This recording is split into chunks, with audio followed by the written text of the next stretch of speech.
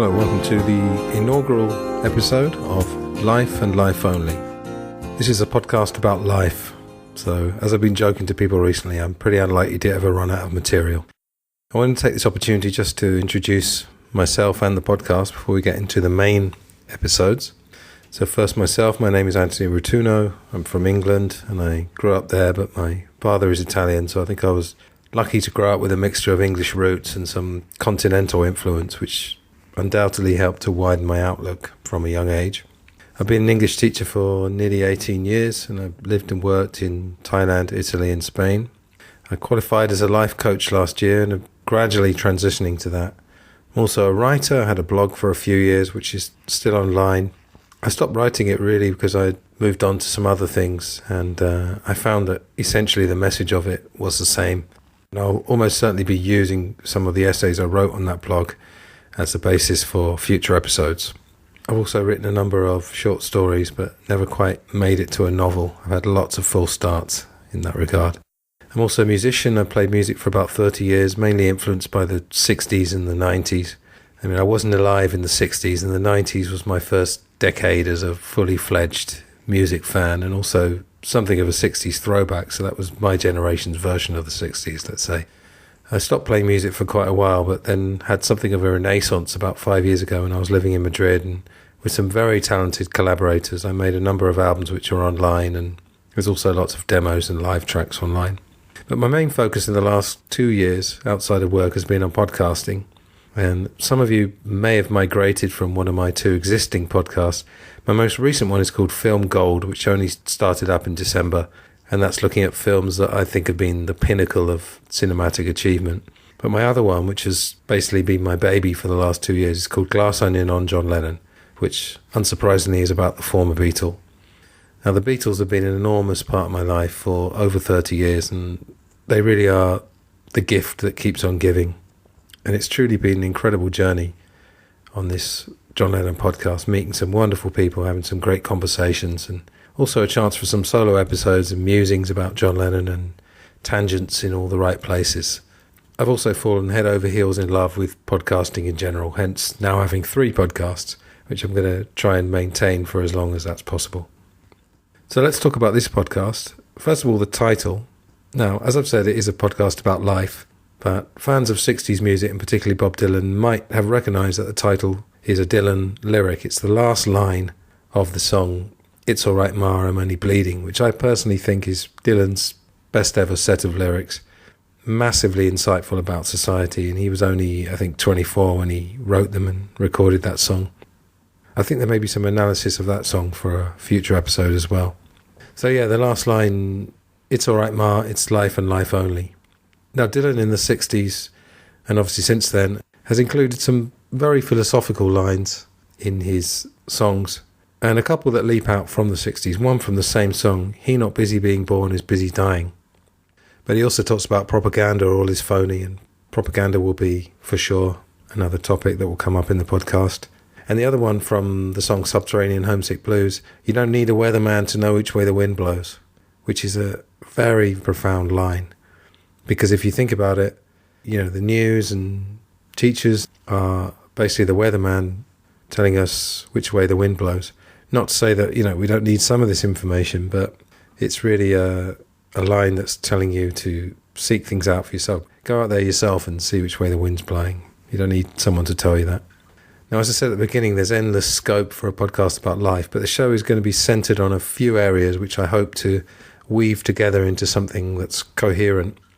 And these areas will be life coaching and general self-development, psychology, which is another thing that really, along with music and films, has been an interest of mine for basically my entire adult life. And the other focus will be alternative media, which I'll explain in a second. Now, the common thread between all those things really is the search for truth.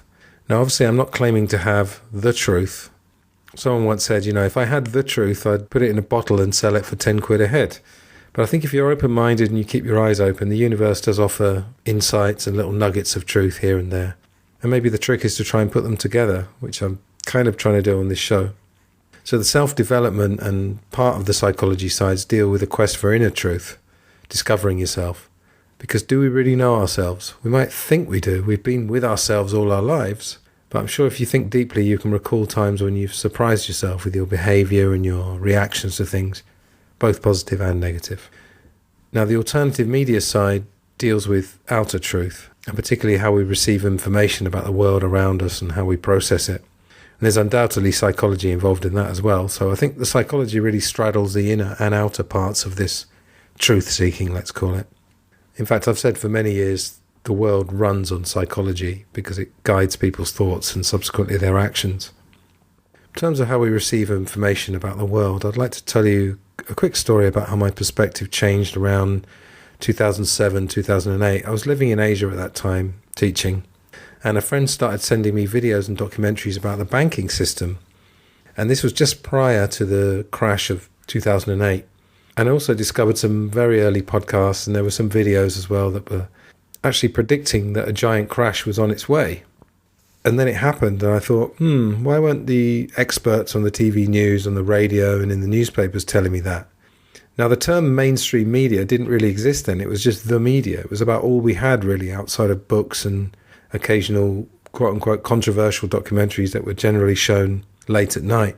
There were websites then, but it's nothing like it is now. Anyway, some of these podcasts and people on websites started talking about a crash coming in various European countries, including Italy. And I'd already planned to move to Italy anyway, and I moved there in 2010. And around that time, I asked my dad, who is Italian, is anyone on the news talking about a crash coming in Italy? And my dad said, no, I haven't heard anything. And then I moved to Bologna in Italy, and I started doing classes in an office there in a company. And one of my students was an economist, and I said to him, is there any chance that Italy might have a banking crisis as happened in the States? And he said, oh, no, we have a strong manufacturing base, that would never happen. And then 6 months later, boom, everywhere in the news, it's crisi, Italian for crisis. Everyone's talking about it. And I think this is where I realised that unless these podcasters are psychics, there must have been some knowledge of what was going to happen, and that it was rolled out to the masses to all talk about, around coffee machines or water coolers or in pubs, and deal with when the time was right. And then later I found out that the technology that powers the internet has been around for decades, and a lot of the technology that now dominates our world is military technology that generally exists sometimes decades before the public sees it. Now, of course, alternative media is inextricably linked eventually to the dreaded term conspiracy theory, which will 100% be dealt with in one of the future episodes, probably quite soon, in fact. Now, with this topic, there's generally two things that you will hear. In the mainstream, you will hear conspiracy theorists are lunatics, they don't believe in coincidences, and everyone gets lumped together. So conspiracies that I would say the majority believe in, such as JFK. I mean, the last poll I saw, which was, must be 10 years ago, said that over 50% of people polled in the USA believe that Lee Harvey Oswald didn't act alone. So essentially, by that narrow rationale, then half of the American public are lunatics, conspiracy theorists, and it all gets lumped in with, Elvis being alive and flat earth and Bigfoot. And then the other camp, the alternative camp, will talk about how that term is overgeneralized, and that, as I've just said, people get lumped together as if the conspiracy theorists are some sort of club that have meetings. Now, I've been in groups that do have meetings, but we had meetings about the state of the world. And I've met people who are, let's say, those type of conspiracy theorists who are just looking for conspiracies. But then there's a huge amount of conspiracy researchers, just researchers, they prefer to identify themselves as. And I've always been fairly open-minded about this. I mean, my earliest memory of anything to do with conspiracy theories, and I'm using that as a neutral term, in 1988, which is, I remember as a 13-year-old boy, there was the 25th anniversary of the JFK assassination. There was a program on what we now call mainstream TV, positing an alternative theory. And I took that on board. And then on September 11th, on the day itself, I remember one of my friends saying to me, there's no way that building should collapse.